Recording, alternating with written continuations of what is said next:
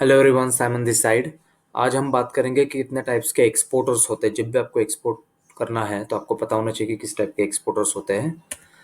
तो यहाँ पे मैंने कुछ बनाया है कि merchant export, manufacturer exporter, deemed export, service export and project export.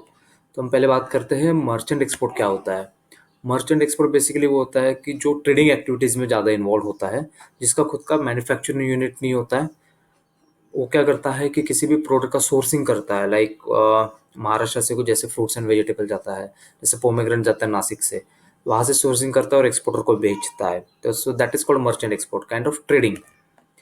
अब सक्सेसफुल बनने के लिए मर्चेंट एक्सपोर्ट के लिए एक टिप्स बनाई है मैंने कि उसको प्रोडक्ट का नॉलेज होना चाहिए। First of all technical specifications होने चाहिए, कोई भी प्रोडक्ट हो, और वेराइटी ऑफ प्रोडक्ट्स की क्या है।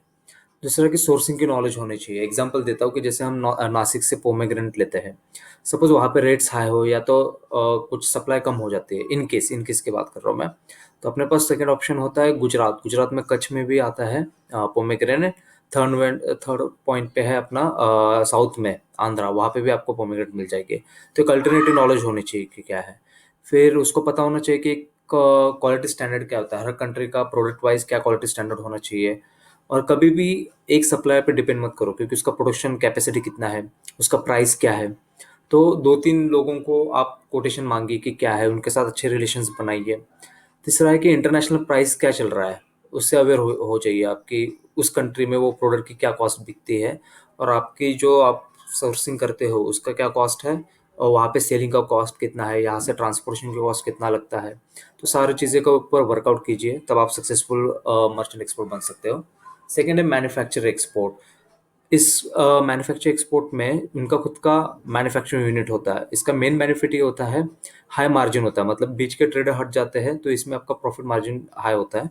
एंड सेकेंड थिंग इज कि जितने भी सैम्पल्स हो प्रोडक्ट का डिज़ाइन, वो एज पर कस्टमर नीड्स वो अपना बना सकता है। मैन्युफैक्चर तो मतलब जिनके पास खुद का प्रोसेसिंग यूनिट और मैन्युफैक्चरिंग यूनिट हो, that is called manufacture export. तीसरा डिम्ड एक्सपोर्ट, ये थोड़ा इंटरेस्टिंग है। इसमें क्या है कि कोई भी गुड्स अपनी कंट्री को छोड़ता नहीं है। काइंड ऑफ आप कह सकते हो कि डोमेस्टिकली ही होता है, लोकली। अभी आप कहोगे अगर लोकली होता तो एक्सपोर्ट कैसा है। गवर्नमेंट ने कुछ रूल्स एंड रेगुलेशन बता रखे कि अगर आप पर्टिकुलरली जैसे ईपीजीसी होल्डर्स होते हैं, 100% एक्सपोर्ट ओरिएंटेड यूनिट होते हैं, स्पेशल इकोनॉमिक जोन्स होते हैं, अगर उनको सप्लाई करते हो लोकली, और इनकी transaction maximum time Indian rupees में ही होता है, तो वो सप्लाई करते हैं। जो ऑलरेडी एक्सपोर्ट करता है उनको माल प्रोवाइड करते हैं, और सर अंडर सम सेक्शंस के अंडर उनको कंसिडर करा जाता है। तो इसको बोलते हैं डीम्ड एक्सपोर्ट, जो एक्सपोर्टर को माल सप्लाई करते हैं। तीसरा है service export. Service export intangible product होता है जिसको हम देख नहीं सकते। All kind of services, like software होगा, आप कंसल्टेंसी प्रोवाइड कर रहे हो किसी को, health care, tourism, hotels, consultancy, placement करवा रहे हो, आप R&D करवा रहे हो। इसमें क्या होता है कि आप कोई भी चीज़ की सर्विस देते हो और बदले में आपको डॉलर्स में कन्वर्सेशन हो या तो किसी भी फॉरेन करेंसी में। सो इसे कहते हो आप सर्विस एक्सपोर्ट। जब आप ये चीज़ें सर्विस देते हो तो गवर्नमेंट का एक सर्विस एक्सपोर्ट का एक अलग सा डिपार्टमेंट है, तो आपको हेल्प करता है उस चीज़ में। तो आप एक बार उस चीज़ से देख लीजिए, अगर आप ऑलरेडी इस चीज़ में हो तो आप गवर्नमेंट्स की बॉडीज़ में चेकआउट कर सकते हैं कि वो क्या क्या सर्विसेज प्रोवाइड कर सकते हैं।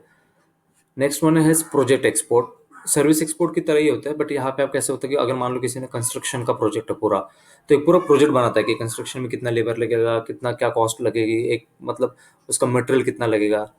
या तो आप कह सकते हो कि कमीशन बेसिस पे होता है कि ये प्रोजेक्ट के इतना तो होना था, हम इतना कमीशन लेंगे, सप्लाई के ऊपर है, कॉन्ट्रैक्ट ऑफ डिज़ाइन के ऊपर होता है। और मोर का आप ये कह सकते हो कि जैसे गवर्नमेंट के टेंडर्स निकलते हैं, प्रोजेक्ट्स निकलते हैं, तो उसे प्रोजेक्ट एक्सपोर्ट कहते हैं।